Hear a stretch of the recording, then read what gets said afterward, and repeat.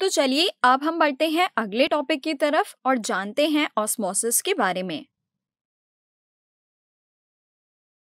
जो प्लांट की cell walls होती हैं वो वाटर और अदर मॉलिक्यूल्स यानी सॉल्यूट्स के लिए काफ़ी हद तक परमिएबल होती है।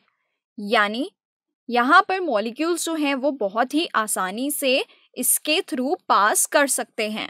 लेकिन अगर हम बात करें सेल मेम्ब्रेन की, तो जो सेल मेम्ब्रेन होती है वो सेलेक्टिवली परमिएबल होती है।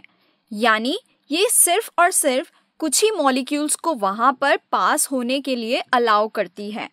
इसीलिए हम इसे सेलेक्टिवली परमिएबल मेम्ब्रेन भी कहते हैं।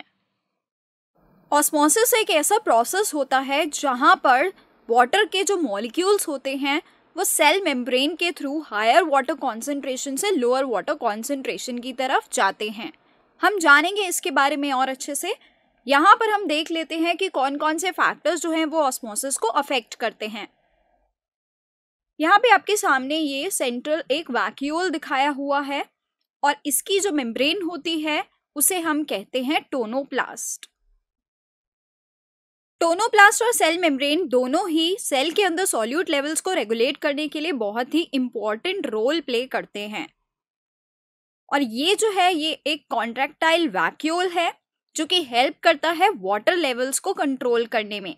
सेल के अंदर जो भी वाटर लेवल्स होते हैं उनको कंट्रोल करने का काम यही कॉन्ट्रैक्टाइल वैक्यूल करता है। यहाँ पर आपके सामने दिखाया गया है कि जो वाटर है वो फ्लो करता है एक सेमी परमिएबल मेम्ब्रेन के थ्रू हायर वाटर कॉन्सेंट्रेशन से लोअर वाटर कॉन्सेंट्रेशन की तरफ, जैसे कि अभी हमने सीखा था। और इसी को हम कहते हैं ऑस्मोसिस। यानी ऑस्मोसिस के दौरान वाटर हाई कॉन्सेंट्रेशन से लो कॉन्सेंट्रेशन की तरफ मूव करता है। यहाँ पर आपके सामने दिखाई गई है ये सेमी परमिएबल मेम्ब्रेन जिसके थ्रू ये जो वाटर के मॉलिक्यूल्स हैं वो मूव करते हैं हाई कॉन्सेंट्रेशन से लो कॉन्सेंट्रेशन की तरफ। और यहाँ पर ये भी बताया गया है कि वाटर के जो मॉलिक्यूल्स हैं वो तब तक वहाँ फ्लो करते हैं जब तक कि एक इक्विलिब्रियम अटेन नहीं हो जाता। यानी कि दोनों तरफ जो है वाटर के मॉलिक्यूल्स जब तक बराबर नहीं हो जाते तब तक ये मूवमेंट जो है वो वहाँ पर होता रहता है।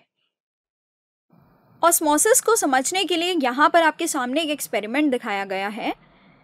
जैसे कि आप यहाँ पर देख सकते हैं एक जार के अंदर पानी को लिया गया है जिसके अंदर एक पोटैटो ट्यूबर को प्लेस किया गया है।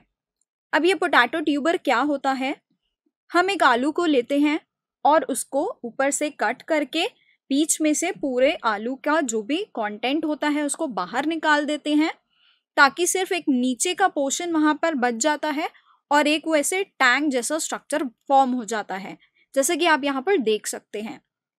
ये बेसिकली इसलिए ऐसे बनाया जाता है ताकि यहाँ पर ये जो पोटैटो है वो एक सेमी परमिएबल मेम्ब्रेन की तरह काम कर सके, जैसे कि आप यहाँ पर देख भी सकते हैं।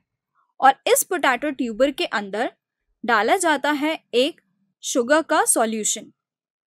इसलिए यहाँ पर हम ये कह सकते हैं कि जो वाटर का कॉन्सेंट्रेशन है यानी जो वाटर के मॉलिक्यूल्स हैं वो बाहर की तरफ कंपैरेटिवली ज़्यादा है और अंदर की तरफ ये वाटर के जो मॉलिक्यूल्स हैं वो कम है, क्योंकि यहाँ पर सॉल्यूट ऐड होने की वजह से वाटर पोटेंशियल कम हो जाता है।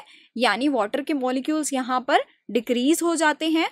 तो इसलिए अगर हम ऑस्मोसिस को देखें जैसा कि अभी हमने सीखा भी था, तो यहाँ पर वाटर के जो मॉलिक्यूल्स हैं वो मूव करेंगे हाई कॉन्सेंट्रेशन से लो कॉन्सेंट्रेशन की तरफ।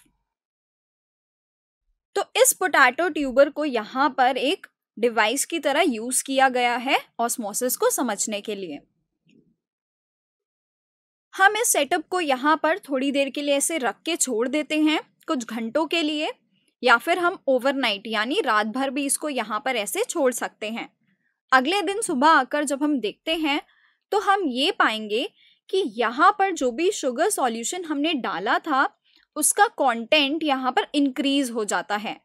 यहाँ पर ध्यान देने वाली बात ये भी है कि जो शुगर सॉल्यूशन हम यहाँ पर ऐड करते हैं उसको हम पूरा यहाँ पर नहीं फिल करेंगे क्योंकि वो सारा का सारा बाहर निकल कर गिर जाएगा। तो इसलिए यहाँ पर ऑस्मोसिस को समझने के लिए हम इसको सिर्फ और सिर्फ आधा ही यहाँ पर ट्यूबर के अंदर डालते हैं। और जिस लेवल तक हम यहाँ पर शुगर सॉल्यूशन को डालते हैं उस लेवल पर यहाँ पर हम एक लगा देते हैं एक ऑल पिन, ताकि हमें ये पता चल सके कि वाटर का लेवल एक्चुअली में वहाँ पर बढ़ा है या नहीं।